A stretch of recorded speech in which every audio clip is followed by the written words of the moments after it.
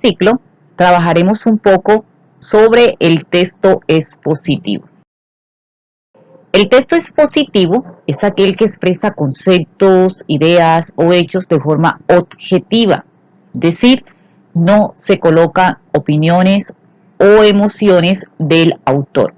Su principal objetivo es informar, mostrar, aportar conocimientos o explicar un tema. Por lo general, un texto expositivo se usa para la divulgación, principalmente de ideas o conceptos, siempre que sean de interés o con la intención de comunicar datos específicos referentes a diversos ámbitos como son el científico, el jurídico, el académico, el astronómico, etc. Características de un texto expositivo. Las ideas se presentan de manera ordenada, clara y objetiva. La información que se presenta está basada en investigaciones. Quien lo elabora debe tener una idea clara del tema para exponer la información de manera adecuada, es decir, se debe documentar. Emplea diversos recursos lingüísticos como las definiciones, ejemplos, citas de fuentes de información que tienen cierto reconocimiento. Es un texto formal, no usa un lenguaje coloquial, sino un lenguaje denotativo, es decir, es un lenguaje real, es un lenguaje que podemos encontrar inclusive en los diccionarios. Ahora bien, tipos de textos expositivos. Existen los divulgativos, los cuales informan de manera clara y objetiva un tema de interés general. Son de fácil comprensión, ya que van dirigidos a un público general. Su lenguaje es sencillo, por ejemplo, las enciclopedias, los libros, los artículos periodísticos, entre otros. También encontramos los textos de carácter especializado. Estos son un poco más complejos. ¿Por qué son un poco más complejos? Porque manejan un lenguaje académico.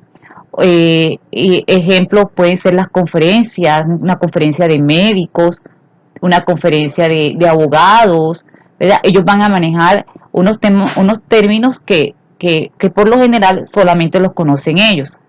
También podemos encontrar artículos científicos. Estructura de los textos expositivos. Tienen una introducción, un desarrollo y una conclusión. En la introducción se presenta el tema que va a ser explicado o expuesto. En el desarrollo se explica el tema utilizando definiciones, conceptos, ejemplos, pruebas, etc. Allí se desarrolla la idea general del texto y luego las secundarias que se desprenden de esa idea general. Y por último encontramos la conclusión, que es en donde se resumen los aspectos fundamentales del tema y se pueden presentar sugerencias y proyecciones. Claves para hacer un texto expositivo. Lo primero es seleccionar el tema que se desea explicar o informar. Segundo, investigar acerca del tema en distintas fuentes bibliográficas, libros, internet, enciclopedias, y seleccionar la información relevante, es decir, la más importante, la que sea significativa, que puedas utilizar en tu escrito. Construye la estructura básica de tu texto. Presenta en cada párrafo una idea central y unas ideas secundarias que van a respaldar esa idea central.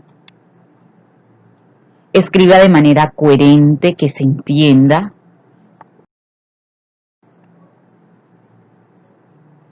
Utiliza los signos de puntuación y ortografía, que son supremamente importantes para darle sentido al texto, y no olvides el uso también de las mayúsculas. Evita incorporar información vaga, que no tenga seguridad, que sea inexacta. Organiza la información en introducción, desarrollo y conclusión, teniendo en cuenta los criterios que miramos anteriormente. Ponle un título a tu texto que reúna la idea central sobre lo que estás explicando. Y por último, presenta tu texto expositivo, pero no olvides que antes debes revisar la redacción y la ortografía. Observemos un ejemplo de un texto expositivo con su respectiva estructura. Las hormigas. Las hormigas son insectos comunes, pero presentan algunas características únicas. En el mundo se conocen más de 10.000 especies de hormigas. Predominan especialmente en los bosques tropicales, donde en determinados lugares pueden suponer hasta la mitad de la población de insectos. Ahí inmediatamente se está colocando el tema del cual se va a hablar, las hormigas. Las hormigas son muy parecidas a las termitas y ambas suelen ser confundidas, especialmente por inquietos propietarios de casa. Sin embargo, las hormigas tienen una cintura estrecha entre el abdomen y el tórax, y las termitas no. Además, las hormigas tienen cabezas grandes, antenas articuladas y poderosas mandíbulas. Estos insectos pertenecen al orden de los Hymenoptera, que incluyen avispas y abejas. Esa es la introducción. Continuamos con el desarrollo.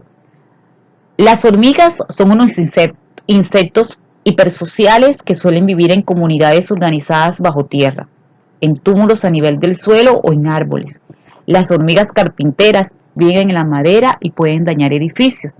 Algunas especies, como la hormiga soldado, desafían a la norma y no tienen hogares permanentes.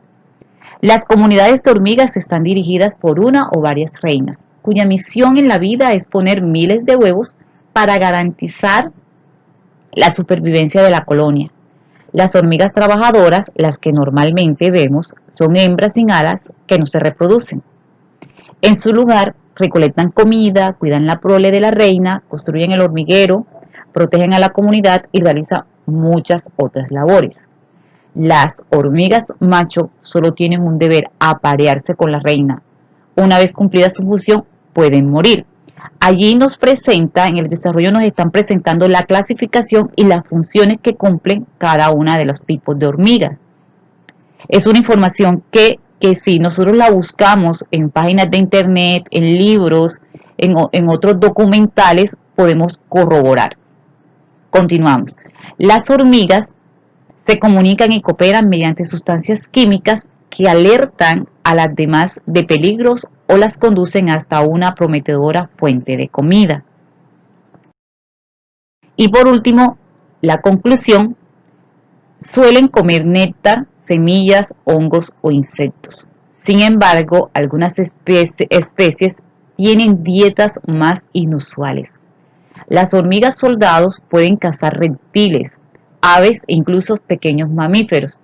Una especie del Amazonas construye en equipos grandes trampas de fibra vegetal. Estas trampas tienen muchos agujeros y cuando un insecto pasa por encima, cientos de hormigas ocultas en el interior usan los orificios para atraparlo con sus mandíbulas. Ha sido todo por hoy. Espero que hayan aprendido muchísimo. Y ahora vamos a analizar los ejemplos que presenta la guía y a construir nuestro propio texto expositivo. No olvides que antes debes consultar muchísimo y recopilar toda la información posible. Viva Jesús en nuestros corazones por siempre.